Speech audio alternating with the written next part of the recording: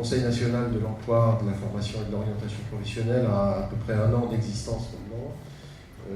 C'est un conseil qui fonctionne auprès du Premier ministre et qui a dans son champ de compétences l'ensemble des questions d'emploi, de formation et d'orientation professionnelle. C'est la première fois qu'on est dans cette configuration-là. Et donc je pense que c'est un point bien évidemment important, puisque les problématiques d'emploi et de formation, et on vient de le voir, sont très liées. Parce qu'on parle d'emploi, on parle de compétences, mais également la question de l'orientation professionnelle, qu'elle soit scolaire d'ailleurs, ou que ce soit tout au long de la vie professionnelle. Donc voilà, il y avait des instances séparées avant. Il y a une seule instance qui regroupe donc à la fois donc, les partenaires sociaux, plan national, l'ensemble des régions. Donc là aussi c'est un point important, parce qu'elles ont bien évidemment des compétences, et puis les services de l'État. L'État, il y a une dizaine de ministères qui, de près ou de loin, le ministère de l'Agriculture notamment est présent au sein du Conseil national, et puis ensuite tous les opérateurs dans le champ de l'emploi. En termes de mission, de manière plus précise, il y a peut-être 3 points à évoquer. Une première mission qui est assez régalienne finalement, qui est l'avis sur l'ensemble des textes réglementaires et législatifs du gouvernement, donc de l'instance d'avis sur les lois, sur les décrets. Deuxième mission, c'est une mission d'évaluation. Alors le CNEFOP n'a pas de moyens propres en termes de budget pour conduire effectivement des études, mais comme l'ensemble effectivement des financeurs des questions d'évaluation sont autour de la table, que ce soit la DARES, que ce soit les partenaires sociaux, notamment au travers du COPANEF ou de leur instance de coordination en matière d'évaluation des politiques de formation, ou les régions, l'objectif c'est bien de se mettre d'accord sur un certain nombre d'orientations, de travaux d'évaluation à conduire, et qui ensuite sont mis en œuvre quelque part par chacune des parties dans son domaine, et nous partageons au niveau du CNEFOP donc les résultats. C'est là l'articulation avec les observatoires, justement? Oui, notamment.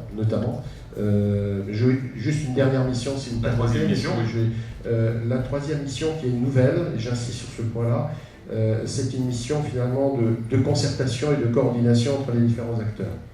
C'est pas simple, parce qu'on est dans un monde assez complexe en matière d'emploi, de formation, d'orientation, mais l'objectif qui a été visé a été celui d'avoir une réelle instance, on dit quadripartite, en tout cas multipartite, de réflexion, de concertation en amont d'un certain nombre de textes législatifs, ou en amont même, voire en parallèle des fois, de certaines négociations donc paritaires au niveau interprofessionnel. Jean-Marie Marx, attardons-nous quelques instants sur les attentes du CNEFOP vis-à-vis des observatoires de branche.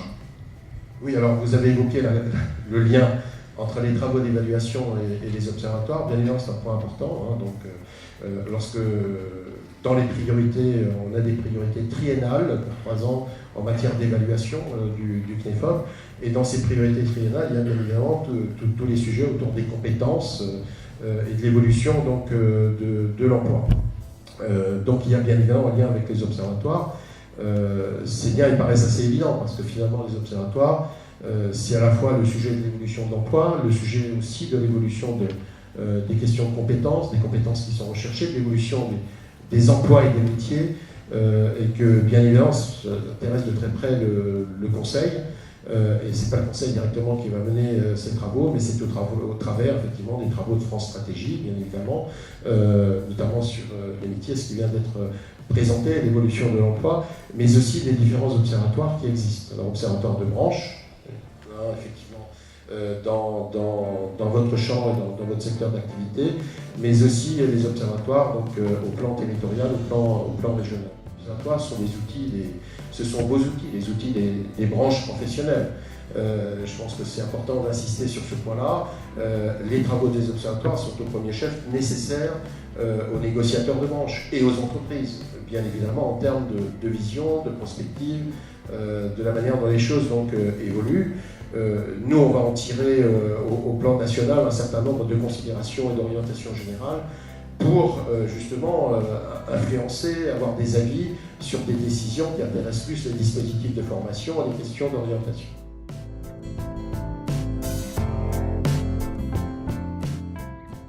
D'abord créer une filière, d'abord créer un ECA, et c'est à partir de ces outils, de ce partage et de la volonté de chacun de pouvoir mettre en commun ce qui nous rapprochait, qu'on a pu construire quelque chose. Dépasser les objectifs que vous avez fixés initialement. Si je comprends bien, les observatoires vous servent en amont pour définir les besoins, les objectifs, ensuite en termes de suivi, d'évaluation, pour voir s'ils sont atteints, et ensuite fixer les nouveaux objectifs. À quel rythme tout ça doit se faire, à votre avis? Au rythme de la politique, puisqu'on ne mesure que ce qu'on a envie de regarder. Donc si on commence à avoir une vraie mesure de l'ensemble, on va pouvoir se fixer des objectifs. Je voudrais revenir sur ce que disait Jean-Marie tout à l'heure. Aujourd'hui, il y a un point qui est fondamental. On a été capable de traiter du national. On a été capable de traiter du vertical, c'est-à-dire des branches professionnelles. Aujourd'hui, c'est une des logiques. La deuxième logique, c'est le bassin d'emploi. Si demain matin, on n'est pas capable de faire la même chose au niveau des régions et de rendre matriciel cet ensemble, c'est-à-dire d'avoir en fait les données nationales liées aux données régionales, tant par les branches que par les régions. Le point de connexion entre la région et le secteur. On ne sera pas capable de définir des politiques. Et donc, comme on ne sera pas capable de les mesurer, on ne sera pas capable de voir quelle performance on peut et de quels moyens on a besoin pour pouvoir continuer à progresser.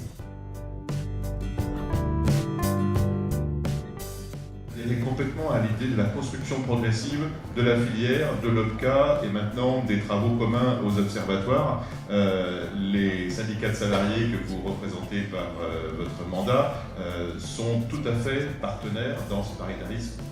Oui, non seulement j'adhère complètement, mais je fais partie de ces investis qui ont cru aussi, nous sommes engagés dans ce contrat de filière.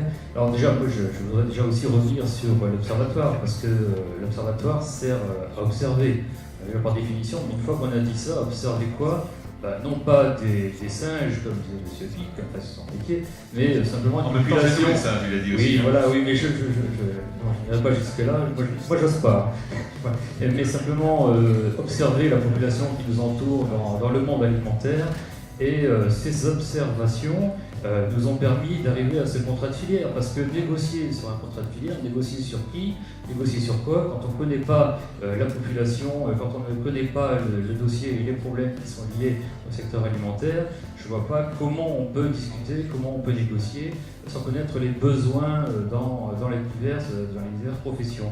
Donc ces observatoires ont permis de rendre des chiffres qui ont été présentés par Caroline Cohen tout à l'heure et qui nous ont permis de prendre des engagements sur les besoins. Alors, parce qu'on a fait des études prospectives, ils ont permis justement d'avoir la vision sur les évolutions, les besoins futurs, les carences que nous avons en termes de formation, et des études qualitatives pour donner des statistiques qui nous permettent là aussi d'amener des progressions au travers des outils qui sont les nôtres.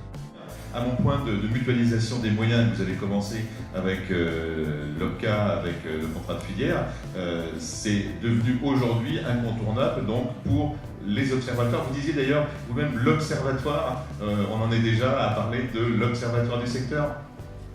Oui, alors ça c'est une ambition que nous avons, que nous partageons ensemble, là aussi les employeurs et les représentants de salariés, c'est de réunir ces observatoires, les trois observatoires différentes des industries alimentaires, de l'alimentation en détail et de la coopération agricole, pour justement effectivement mutualiser nos actions.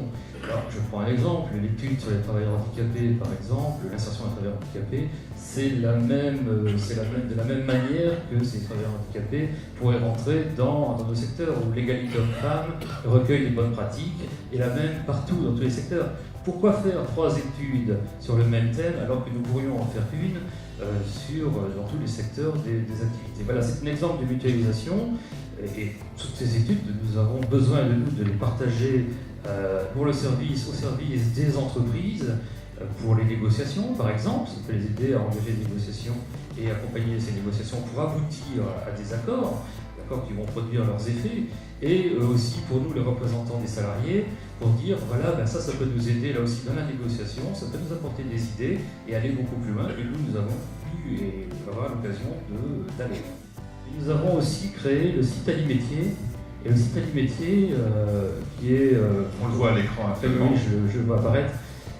Ça a été, je dois dire, quelque chose de fantastique, de formidable dans la négociation et dans la mise en place de ce site, parce qu'il a même été reconnu par les représentants du ministère comme étant un outil vraiment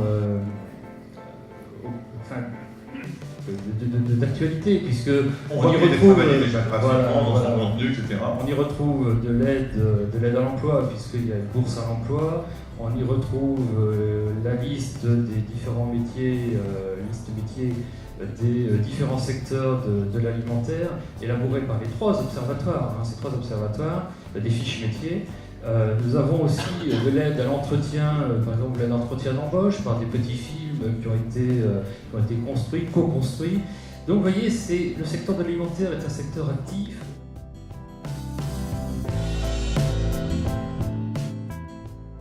Alors, RCO, réseau des Carrefouref, on va commencer par les Carrefouref, on verra après le réseau. Les Carrefouref, c'est des structures qui ont été mises en place dans les régions lors des premières lois de décentralisation. Dans chaque région, il y a un Carrefouref. Et qu'est-ce que ça fait, un Carrefouref? Ça contribue aux réflexions stratégiques sur les politiques publiques qui traitent des questions d'emploi et de formation et d'orientation de façon très large, en apportant de la connaissance sur l'évolution des besoins d'emploi, évolution quantitative et qualitative, sur les parcours professionnels, l'insertion, les trajectoires, les mobilités, les reconversions, et plus largement sur la question de l'articulation entre la formation et l'emploi au niveau régional, voire infra-régional. Donc les Carrefouref, ils ont des missions d'aide à la décision directement auprès des acteurs en charge de ces politiques, en essayant d'anticiper les mutations économiques, en analysant le système productif. Ils ont une fonction de production, de capitalisation et de diffusion d'informations, je pense notamment à la partie information sur l'offre de formation. Et ils ont une mission d'animation, d'accompagnement des acteurs en région. Vous n'êtes pas tout seul dans les OREF dans votre région, il y a tout un réseau d'acteurs et notamment la complémentarité aussi avec les branches professionnelles. Expliquez-nous. Alors, aussi bien au niveau des régions qu'au niveau du réseau des Carrefouref, effectivement, on travaille avec tout un ensemble de partenaires. Ce qui est important de noter, c'est que depuis que le réseau s'est constitué en association, on est devenu aujourd'hui un acteur auprès des instances nationales qui sont nos partenaires. Je pense au CNEFOP, mais aussi à France Stratégie. Ça a été évoqué très rapidement tout à l'heure. France Stratégie a mis en place un réseau, le réseau Emploi Compétences, qui vise justement à favoriser ce rapprochement entre, ça a été évoqué à plusieurs reprises, croisement entre analyse des branches et analyse régionale. Et donc le réseau ça, on l'a entendu de manière uniforme pour tous les acteurs de la table ronde. Et de manière pratico-pratique, le réseau Emploi Compétences a décidé de mettre en place des groupes de travail co-animés par un observatoire régional et un observatoire de branche. Première façon déjà de confronter des regards différents mais complémentaires de ces 2 observatoires. Oui, alors au niveau du réseau des Carrefouref, on travaille avec des groupes de travail comme les commissions du CNEFOP, et il y a un groupe de travail qui existe depuis pas mal d'années qui porte sur l'anticipation des mutations économiques et sur la prospective. Et il y a 2 ans, on a décidé dans le cadre de ce groupe de travail d'essayer de mettre en œuvre pratiquement une collaboration avec les observatoires de branche. Derrière ces grands discours et cette volonté, pas nouvelle, d'essayer de croiser nos approches, on s'est dit allons-y, essayons de faire quelque chose concrètement, sans être trop ambitieux non plus. Donc on s'est rapproché d'Observia et on a décidé d'élaborer un tableau de bord interrégional du secteur des industries agroalimentaires qui est sorti en fin d'année. Alors à mon sens, il a trois plus-values, ce tableau de bord. Ça n'a pas été un exercice simple, je ne sais plus où est Caroline, mais ça a été, voilà. Ça a été un exercice un petit peu compliqué. 3 gros avantages à mon avis de cet exercice-là. Bon, le premier, c'est par l'apport de connaissances directement qu'il fournit sur les industries agroalimentaires avec une vision interrégionale. Le deuxième, c'était une façon pour le réseau des Carrefouref de mettre en évidence toute l'expertise qu'on peut avoir sur le choix des indicateurs et des sources pertinents pour aller observer des problématiques emploi-formation dans un monde aujourd'hui hyper connecté avec des big data partout. On continue de penser qu'il faut savoir utiliser ces données-là. Et puis le troisième intérêt, c'était de voir comment on pouvait travailler avec un observatoire de branche.